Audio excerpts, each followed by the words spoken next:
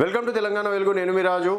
So Danam Nagender Kadiyam Srihari పైన speaker గారు అద్భుతమైనటువంటి తీర్పు చెప్పారు. భారతదేశంలోనే ఇంత అద్భుతమైనటువంటి తీర్పు చెప్పడం మన తెలంగాణ స్పీకర్ గారికే అవకాశం దక్కిందని చెప్పేసి కూడా చెప్పుకోవచ్చు. రాజ్యాంగాన్ని పట్టుకొని తిరిగేటువంటి రాహుల్ గాంధీ నిజమైన వారసుడిగా ఈరోజు స్పీకర్ గారు ఉన్నారు. నిజంగా మరొకసారి తెలంగాణ వెలుగు ఛానల్ నుంచి అభినందిస్తున్నాము స్పీకర్ గారికి.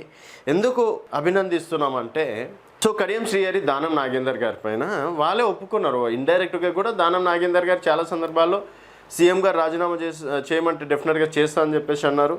సో తను చాలా సందర్భాల్లో నేను కాంగ్రెస్ పార్టీలో ఉన్నా అని చెప్పేసి కూడా చెప్పడం అనేది జరిగింది.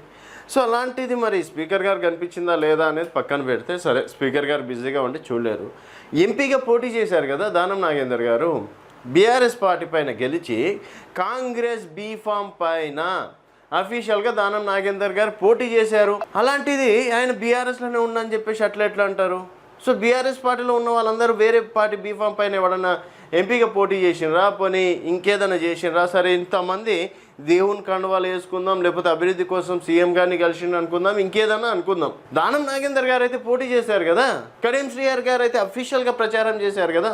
సరే వాళ్ళ కూతురు కోసం కడియం శ్రీహరి గారు ప్రచారం చేశారు అనుకుందాం. అది ఒక దేవుని కండువానే, లేకపోతే 3 రంగుల జెండా కండువా, ఇంకేదో కండువా అనుకుందాం. కడియం గారిది కూడా పక్కన పెడదాం. దానం నాగేందర్ గారి విషయంలో కూడా మరీ ఈ విధంగా తీర్పు చెప్పడంతో నిజంగా రాజ్యాంగం ఇకనైనా సరే రాహుల్ గాంధీ గారు ఆ రాజ్యాంగాన్ని పక్కన పెట్టాలి. ఆయన రాజ్యాంగం మీద ప్రమాణం చేసి ఆ చైర్లో కూర్చుంటారు. ప్రమాణం ఏం చేస్తారు?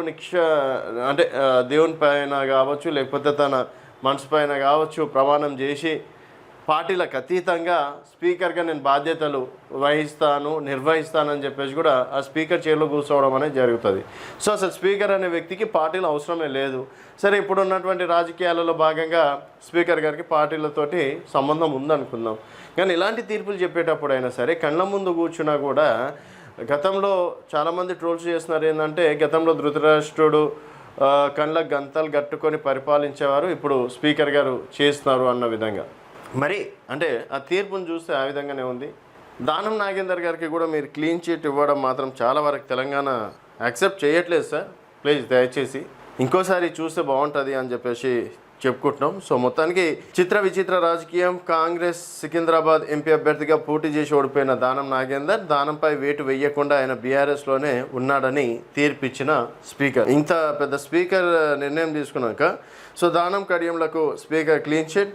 దానం నాగేందర్ కడియం శ్రీహరి బీఆర్ఎస్లోనే ఉన్నారని తీర్పు ప్రకటించిన స్పీకర్, బీఆర్ఎస్ గుర్తుపై ఎమ్మెల్యేగా గెలిచి కాంగ్రెస్ గుర్తు మీద సికింద్రాబాద్ ఎంపీగా పోటీ చేసి ఓడిన దానం నాగేందర్, బీఆర్ఎస్ గుర్తుపై ఎమ్మెల్యేగా గెలిచిన కడియం తన కూతురు కడియం కావ్యకు కాంగ్రెస్ టికెట్ ఇప్పించుకొని వరంగల్ ఎంపీగా గెలిపించుకున్న కడియం శ్రీహరి. సో ఇంత క్లారిటీగా ఉన్నాయి. ఆ 8 మందిని పక్కన పెడదాం. 8 మందిని మీరు ఇచ్చిన దాంట్లో కూడా ఎవరు తప్పు పట్టలేదు, మిమ్మల్ని ఎవరు విమర్శించలేదు.